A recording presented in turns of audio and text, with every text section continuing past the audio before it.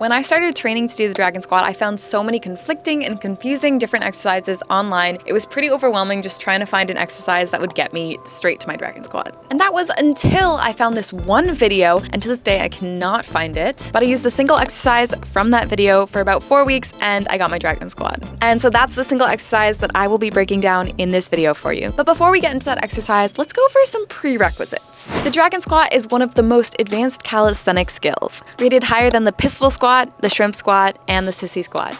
And for good reason. The dragon squat requires a high degree of not only strength, but also mobility. But real quick, what is mobility? Mobility is essentially strength in a stretched position. So you can be super flexible and be able to do the splits, or you can have a high degree of mobility by holding your body weight while doing the splits on chairs, since you need strength in that stretched, flexible position in order to support your body weight. For the dragon squat, you need the strength of a pistol squat, but you also need hip mobility so that you can squat in this stretched position while you're squatted down low. And with that squared away, let's get into the mobility and strength prerequisites for this exercise. Keeping in mind that if you don't meet them, I've included exercises that will help you improve your strength and mobility at the end. So my personal prerequisites that I could do before attempting this exercise, I could pretty easily do 5 pistol squats on each leg, and I had pretty good flexibility. Bearing in mind, I wasn't very strong, I just was pretty flexible.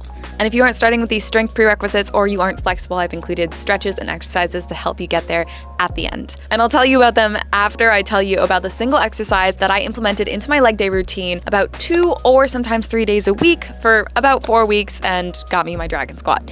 And I'm calling this exercise the assisted dragon squat because that's essentially what it is. It's you assisting yourself doing the dragon squat. And all you need for this is a plyometric box or a bench or some sort of vertical bar that you can use to assist your body weight. And I set up for this exercise in different types of gym situations. I just personally train in the gym, but you can do it in quite a few different ways. All you have to do is push a box or bench up against a post, maybe for squats or Smith machine. And while standing on the box, you're gonna perform the dragon squat while holding the post and using the post as an assist. And what the post does is it takes away all of the need to balance and makes it so that you're training strength and using your muscles here.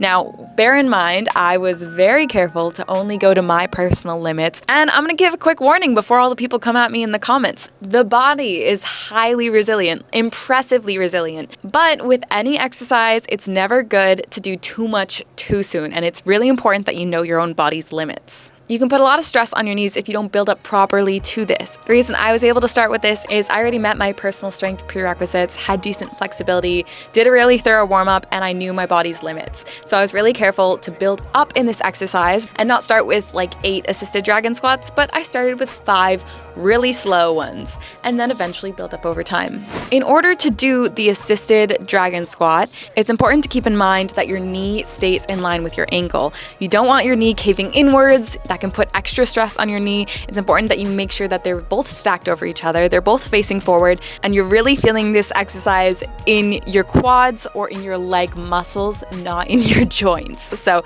no knee pain should be going on here. If you feel knee pain, obviously, I feel like I don't need to say this. Don't do it.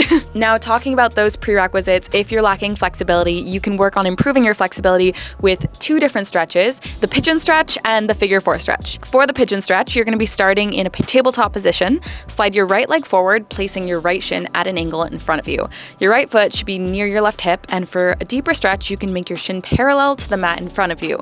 Your left leg should be extended straight behind you, and your hips should be squared so they're facing forward. You can elevate your hip to make the stretch slightly more gentle if going straight into the pigeon stretch is a bit too intense, and just don't forget to breathe in all these stretches. Now for the figure 4 stretch, you're gonna prop yourself upright on your hands, placing your right ankle across your left thigh, just above the knee. So your legs are now gonna form a shape that's something like a 4, hence the name. And for the deeper stretch, you can let your legs fall to the floor for a twist in your side. Now, if you're starting on the flip side where you are pretty flexible, but you don't have a great amount of strength, or maybe you don't have your pistol squat quite yet, there are 2 quad exercises that I would highly recommend to build up to your pistol squat. And those are gonna be the bar assisted pistol squat and my personal favorite, bench toe taps. I like bench toe taps better because they force you to work on your balance, which is very useful for getting to your dragon squat and also your pistol squat. If you have access to a gym and you train legs regularly like me, then you can also supplement with quad specific exercises such as your leg press. But having all the quad strength in the world is not going to help you if you can't hold your legs straight out in front of your body. And